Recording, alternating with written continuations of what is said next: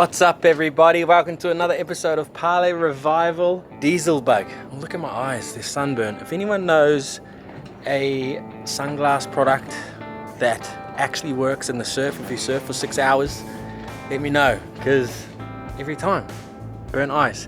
Anyway, Diesel bug, our episode last week. Thank you for all your comments. We read them all. Some really good suggestions. A lot of people were saying, why don't we just run a hose from that tank, the good tank, to this engine here.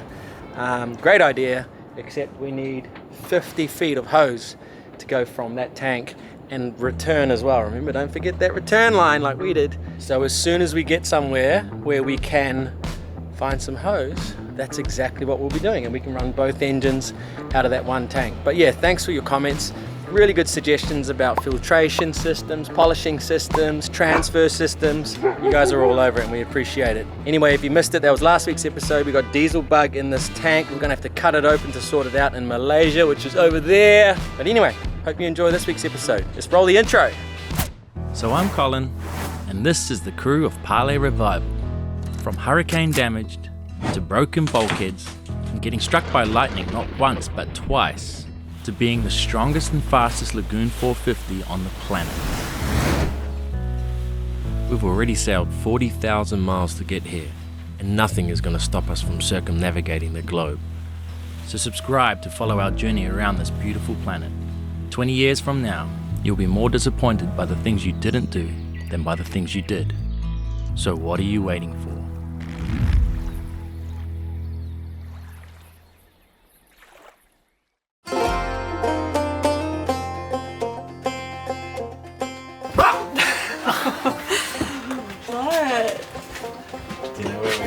Yeah, we're at the Equator. I don't know if I want to be here. We're literally anchored exactly on the equator. Really? Yeah. Is that why it took you guys so long? No, Yeah. I'm kidding. No, I've been trying to land the boat on the anchor for the last 10 minutes.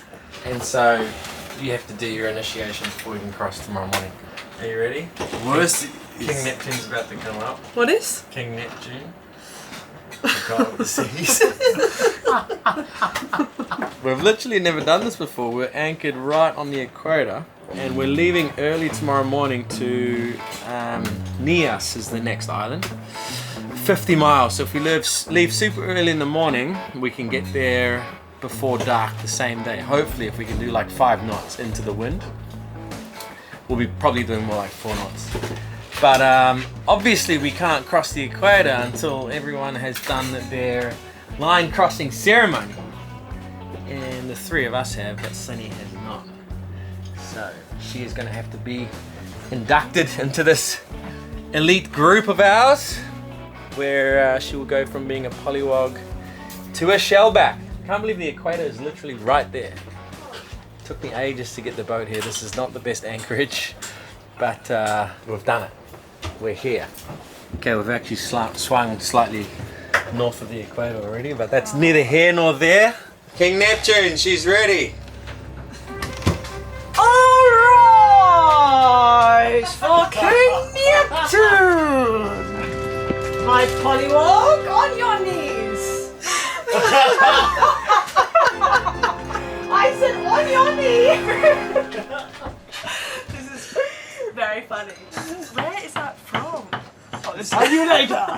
We're all gathered on this momentous day to celebrate and pay honors to Neptune as you cross the equator. It has been bestowed upon me that you have committed some feral sins. Feral. And thou shalt not cross the line until you pay for them. Your crime. Sailing hundreds of miles around the surf mecca of Indonesia with us. And not once going in the water for a surf. How do you plead? Guilty. Your punishment. I will need you to do 1 shot. Alright, cheers guys. Cheers.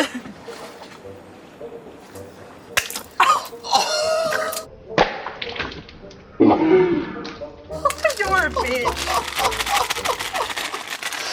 That was brutal. Now you may cross the line. Oh, gross. That's cute. I've got egg in my mouth. That made such a big cracking noise. Thanks. Okay, what is that moustache made out of? So, when I brush my hair, some hair naturally comes out. So I've peeled back all the loose hairs from my brush and rolled it together and made a moustache. As if. Why do you look so good?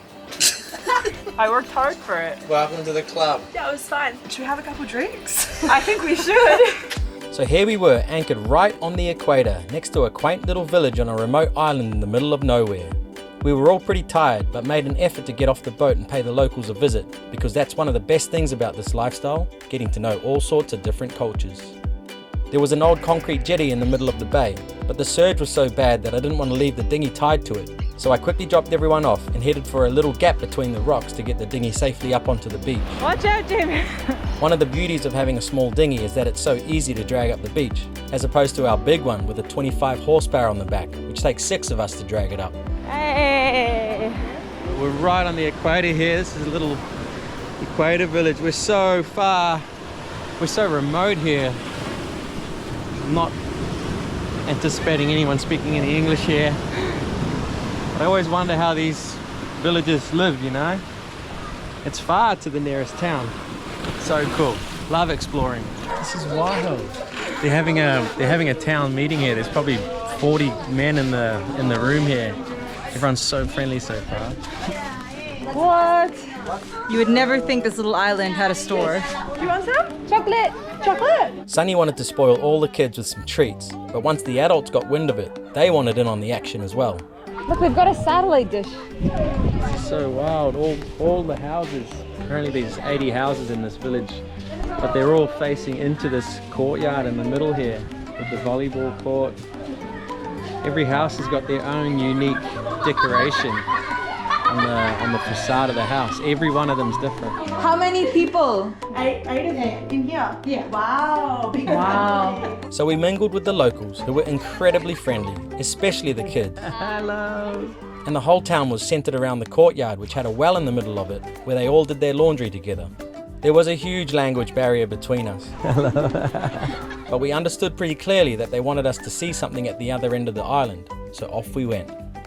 There were a few little houses scattered along the way, and a lot of graves down the side of the pathway, and we eventually realized what they wanted us to see so badly, which they were all so proud of. They've walked us through the village to see the statue. No one speaks English, so we don't really know the significance of it, but it seems to be pretty special to everyone. All the kids seemed very fond of the small statue, but we still had no idea about the story behind this mysterious figure. We also noticed something unusual about the big age gap between the children and the elders, which had us wondering where all the young men and women were in this village. There's a ton of kids, and then a lot of adults, but no one in their 20s or 30s. So once they reach that age, they must go off and work and earn money and find wives and husbands. I'm not sure, we can't really communicate with them, but yeah, just a big age gap. And then maybe some of them come back with money and give it to the families, because every house has a solar panel. Every house must have some batteries. They've got lights. They need gas for cooking. So that stuff's not free, so someone's out there earning money. But yeah, I wish we could speak to these guys. Rantau dari mana? Ada jantan terlalu pasang gaya ada berkakak kakak jadi jatuh. Well, you don't really need to speak the language to appreciate a nice little tune sung by some local boys as we walk back to the village. It really doesn't matter where you are in the world, what religion you are, whether you're rich or poor, the spirit of a young child is the same anywhere you go. Very good! Uncle Jamie. Kami minta uang. So looking. We're trying to find more out about this town. So we're trying to ask Google Translate to help us, but there's no reception. I've got no reception anymore. In the meantime, I had met an older kid who surprisingly had internet on his phone. So we had a 20-minute conversation via Google Translate, where he explained a few things about his humble little village. However, I'm not sure if I had more questions before or after our conversation.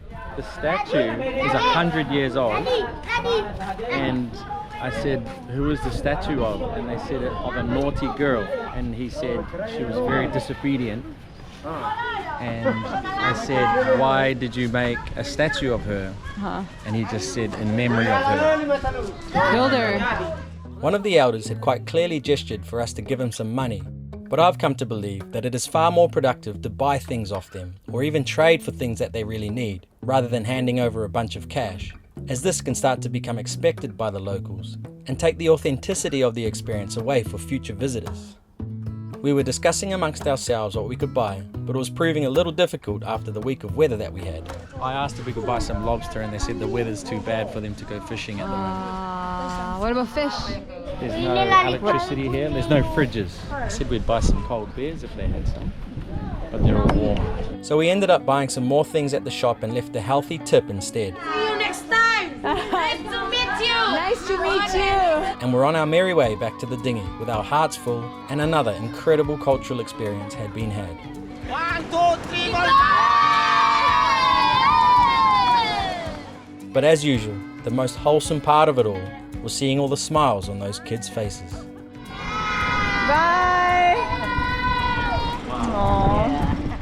It's a little hard to describe these sorts of experiences and do it justice, but believe me when I say that anytime we explore a new place, particularly in more remote areas like this, you just seem to leave with your cup a lot fuller than when you arrived. More often than not, it gives you a healthy reminder that you don't really need much to be happy, which instills a sense of gratitude for everything we have to enable us to have these experiences. But anyway, the weather was forecast to get horrible again soon, so we continued north and made our way up to Nias, where we picked up a couple of our friends to continue the journey with. We've made it to Nias. This is Lagundri Bay. This is a very famous surf spot. There's a whole bunch of people surfing right now. But Chris and Juliana are here. They've been waiting for us to get up here, and they're going to jump on board again for who knows how long. They change their minds every 45 seconds. No, in all seriousness, they were meant to come earlier, but their brother got bitten by a shark in the Bahamas. Had to get a whole bunch of stitches in his arm, so they were going to go to be with him in the Bahamas. But turns out the cut on his arm wasn't as bad as they initially thought, so they're going to leave him to it and join us. We're going to keep moving though. We might have a quick surf and then keep going north. We got to get to Malaysia. Stop and start. Yo!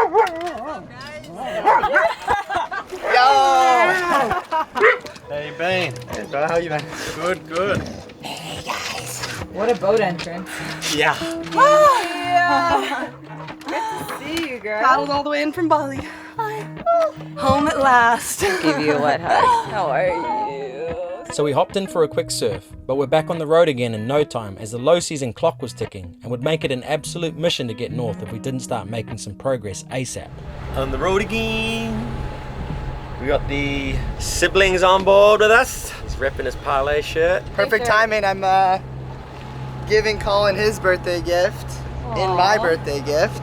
Aww. It's a little GT and a guy getting barreled. Two things that I hope Colin will one day get. Well done. That's awesome. Thanks, man. Yeah, so we're moving north, coming up the coast of Nias. There's one group of islands that we're going to check out.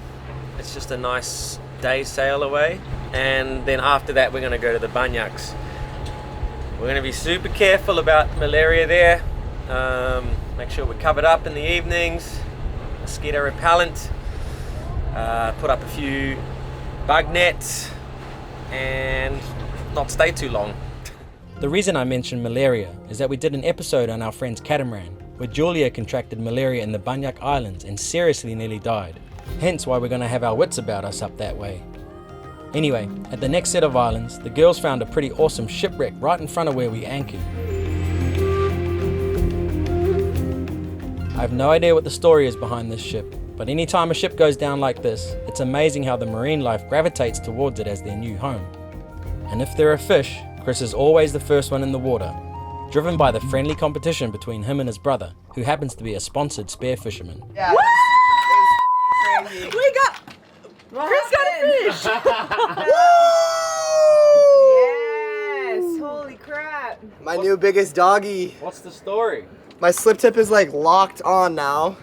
So It's jammed on there. it's jammed on there, so it can't function properly. Like if you shoot a fish, you basically have to stone them, or the whole gun, like the whole shaft has to go all the way through them. And like first drop when I got past the break, 2 doggies came, and I was like, oh, I have to get such a good shot on them, otherwise I'm just gonna go in and then slip out. And like I shot him, and it wasn't fully through him. It was like the shaft was like halfway through him. And then as he was fighting, it like slid the rest of the way, the shaft slid the rest of the way through him, and then I knew I had him. And then he got tangled in the rocks, and I had to like go down to like 60 feet and get him, but so stoked. Are you gonna tell your brother, or is it too soon? Oh yeah, first dive back after my brother's shark attack diving. Yeah, I guess this one's for him. So, what better time to announce the launch of this product that I've been working on for the last over a year now. It is the brand new Parlay Revival knife set. This is 100% genuine leather, and the stainless steel comes from Germany, and they are completely manufactured in my home country, New Zealand, by Victory Knives. The handles are made out of 100% recycled plastics, and in the set you've got 3 knives and a honing steel. And so since Chris shot the dogtooth tuna, he can have the honors with this brand new filleting knife. So nice. Cuts like butter. Who doesn't like a nice sharp knife? But yeah, this isn't some product I'm pushing for a quick commission. This is something Gareth and I have been perfecting for a long time, and we're so happy with how the set has turned out, especially the final designs and the combination of knives we've settled on. Look how sharp these bad boys are. The real test. Cut the tomato. So my personal favorite is this knife, but Chris is gonna cut the sashimi up. He's gonna use this knife. It's a bit longer blade on it. Raw fish straight out of the ocean is our absolute favorite, and a bit of a luxury around here where the fishing has been so tough. Anyway, we've designed the knives to be able to be used at home, but also thrown in the tackle box when you go fishing, or in your backpack if you go camping. So I feel like we got you covered in the old knife department, so you can prepare your own tasty treats like this one. Wow, how's the presentation? Looks beautiful. Chef or something? Yum. Ooh.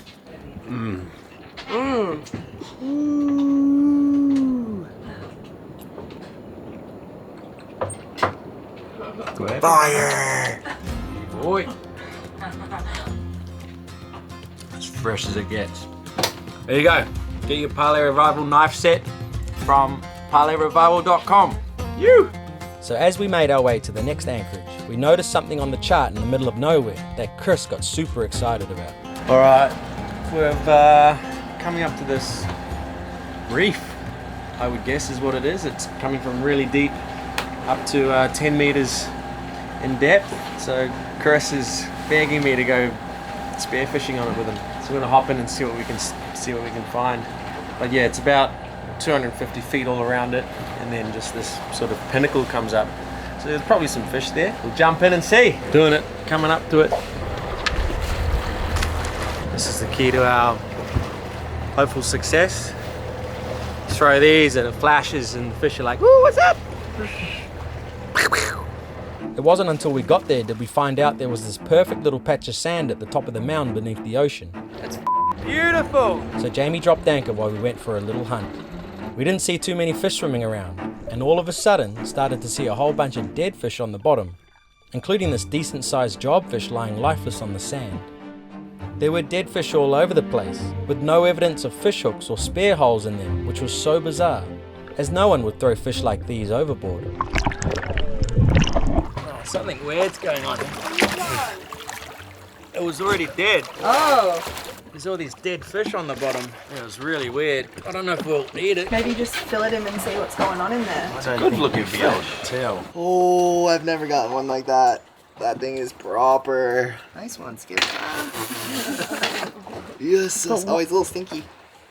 Yeah. The only explanation that we could think of was that they had been killed by dynamite fishing. which is illegal and meant to have stopped here in Indonesia. But with absolutely no wounds in the fish, I feel like that's about all it could be.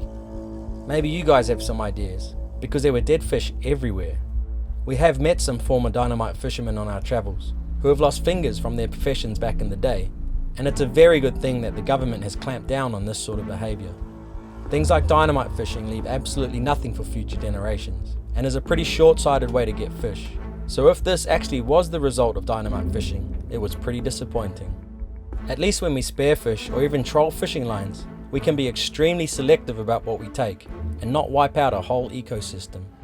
Okay, so we are on the move again. We got a long way to go to Malaysia, so we're gonna keep going. There's another set of islands 7 hours north, so we're gonna chip away at that. But there's a fishing competition about to go down.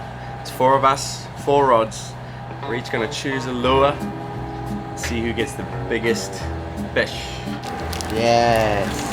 Oh, hang on a minute. There's a lure in here that I want. Sunny, what's your weapon of choice today? Apparently it's called, what's it called? A cedar plug or something? Don't know. Jamie sprayed WD-40 on it. Don't know why. Looks nicer now though. Smells good. They don't understand this one's caught the most. Any last words for Sunny? Nah, just I got a feeling the fish like a bit of red around here. Don't tell Sonny. Any fighting words for your opponents? Oh, may the best man or woman win. Look at that guy.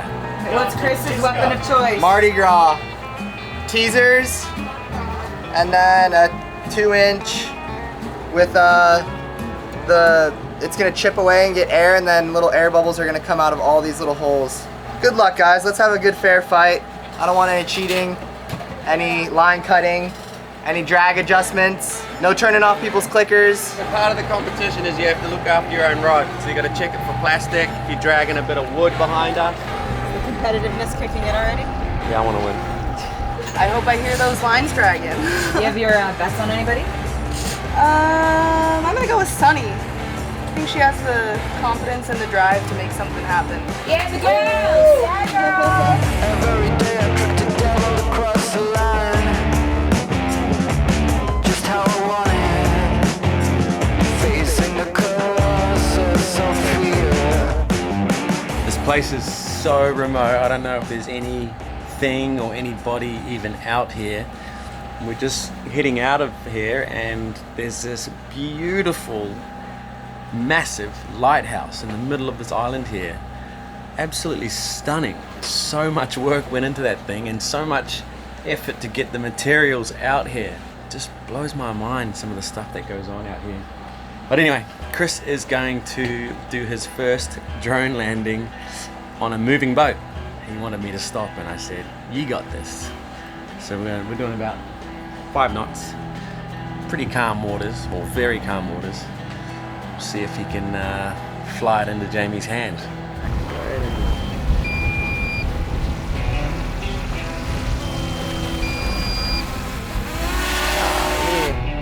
Smooth as. Easy. Well done, Chris. Anyway, hope you enjoyed that episode, guys. Hit the old subscribe button if you're new here, and we'll see you same time next Sunday, where we are definitely not out of the woods with our engine problems here in Indonesia.